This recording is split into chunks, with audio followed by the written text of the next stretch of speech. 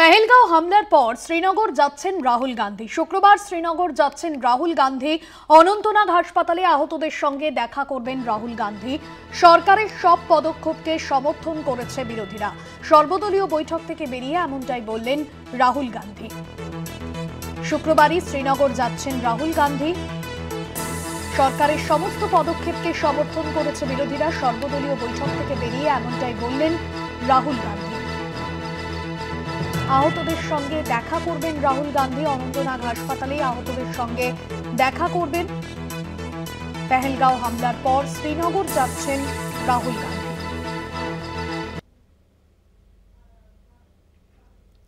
सबने जो हुआ है और पूरी सपोर्ट दिया अपोजिशन ने सरकार को, कोई भी एक्शन। পেহেলগাঁও হামলার পর শ্রীনগর যাচ্ছেন রাহুল গান্ধী। অনন্তনাগ হাসপাতালে আহতদের সঙ্গে দেখা করবেন রাহুল গান্ধী, এমনটাই জানা যাচ্ছে এবং সরকারের সব পদক্ষেপকে সমর্থন করছে বিরোধীরা, এমনটাই জানালেন।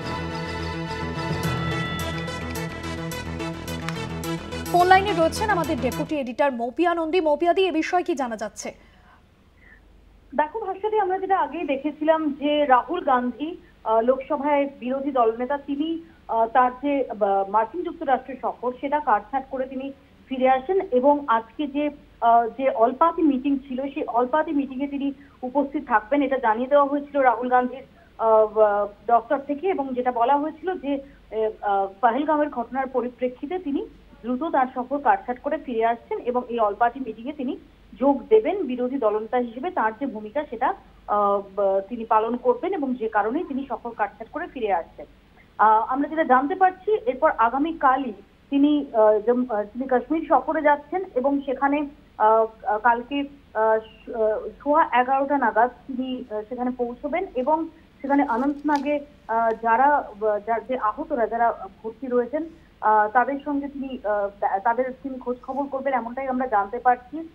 অর্থাৎ যেটা জানা যাচ্ছে যে আগামীকাল লোকসভার বিরোধী দলনেতা রাহুল গান্ধী তিনি কাশ্মীর সফরে যাচ্ছেন এবং তোমায় জানিয়ে রাখি যে অলপাতি মিটিং যেটা হয়েছে সেই অলপাতি মিটিং সেটা অত্যন্ত ইতিবাচক বলেই জানা যাচ্ছে এবং সেখানে বেশ কিছু প্রসঙ্গ উত্থাপিত হয়েছিল, যেমন সিকিউরিটি, নিরাপত্তায় ফাঁকফোকর সংক্রান্ত একাধিক বিষয়, সেই প্রসঙ্গ ওঠে।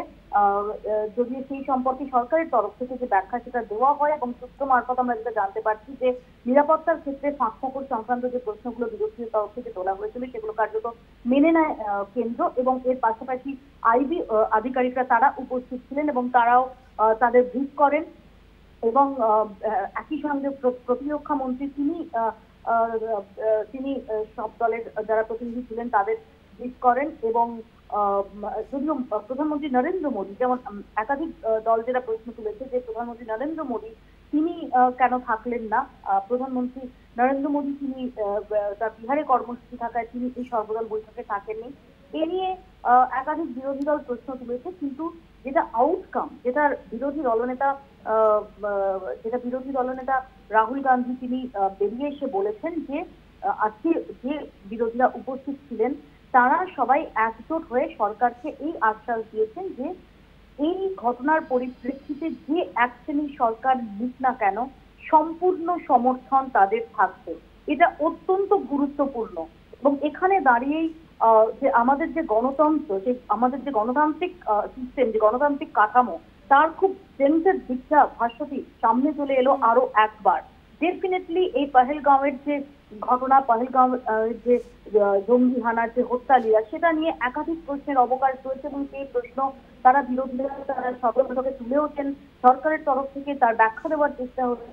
কিন্তু দিনের শেষে অলপাতি মিটিং এ সমস্ত বিরোধী এককাট্টা হয়ে সরকারকে যে এই বার্তা দিচ্ছে যে এই সন্ত্রাসবাদ দমনের প্রশ্নে যে অ্যাকশনই সরকার দিক না কেন বিরোধীরা একজোট হয়ে তার পাশে আছে এবং সমস্ত রকমের সমর্থন আছে।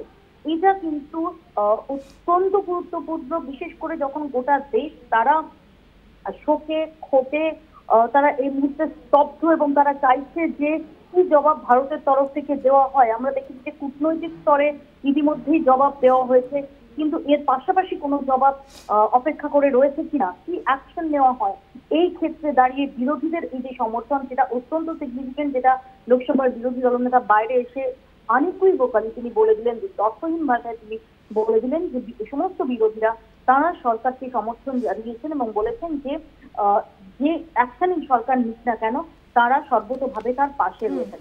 ডেফিনেটলি, আমি আবারও বলছি, ডেফিনেটলি প্রশ্নের অনেকগুলো অবকাশ রয়েছে। যেমন আজকে কেন সংসদে যাদের প্রতিনিধিত্ব আছে সেই সমস্ত দলকে শুধুমাত্র ইনভাইট করা হলো, এই নিয়ে প্রশ্ন তোলা হয়েছে তৃণমূল কংগ্রেসের পক্ষ থেকে।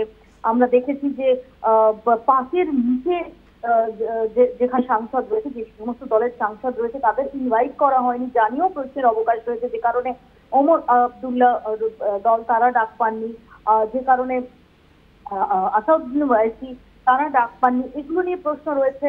কিন্তু সার্বিকভাবে এই সর্বদল বৈঠকে অন্তত এর যে পরবর্তী পদক্ষেপ সেটার প্রসঙ্গে বিরোধীরা একজোট হয়ে সরকারকে সমর্থন জানিয়েছেন। এটা অত্যন্ত পজিটিভ নোটে, অত্যন্ত ইতিবাচক ভাবে সর্বদল বৈঠক হয়েছে বলেই জানা যাচ্ছে। ভাষায় ধন্যবাদ জানাবো মৌপিয়া দি তোমায়। আমাদের ডেপুটি এডিটর মৌপিয়া নন্দী ছিলেন আমাদের সঙ্গে ফোন লাইনে। এবং কেন্দ্র যাই পদক্ষেপ করুক তাতে পূর্ণ সমর্থন রয়েছে বিরোধীদের। সর্বদল বৈঠক শেষে এমনটাই জানালেন লোকসভার বিরোধী দলনেতা রাহুল গান্ধী। এবং অনন্তনাগ হাসপাতালে আহতদের সঙ্গে দেখা করতে যাবেন রাহুল গান্ধী। শুক্রবারই শ্রীনগর যাচ্ছেন লোকসভার বিরোধী দলনেতা রাহুল গান্ধী, এমনটাই জানা যাচ্ছে। অনন্তনাগ হাসপাতালে আহতদের সঙ্গে দেখা করবেন রাহুল গান্ধী। সরকারের সব পদক্ষেপকে সমর্থন করেছে বিরোধীরা, এমনটাই জানিয়েছেন তিনি। এবং উদ্ভূত পরিস্থিতিতে কেন্দ্র যাই পদক্ষেপ নিক তাতে পূর্ণ সমর্থন রয়েছে বিরোধীদের। সর্বদল বৈঠক শেষে এমনটাই জানালেন লোকসভার বিরোধী দলনেতা রাহুল গান্ধী। পেহেলগাঁও হামলার পর শ্রীনগর যাচ্ছেন রাহুল গান্ধী। শুক্রবার শ্রীনগর যাচ্ছেন তিনি।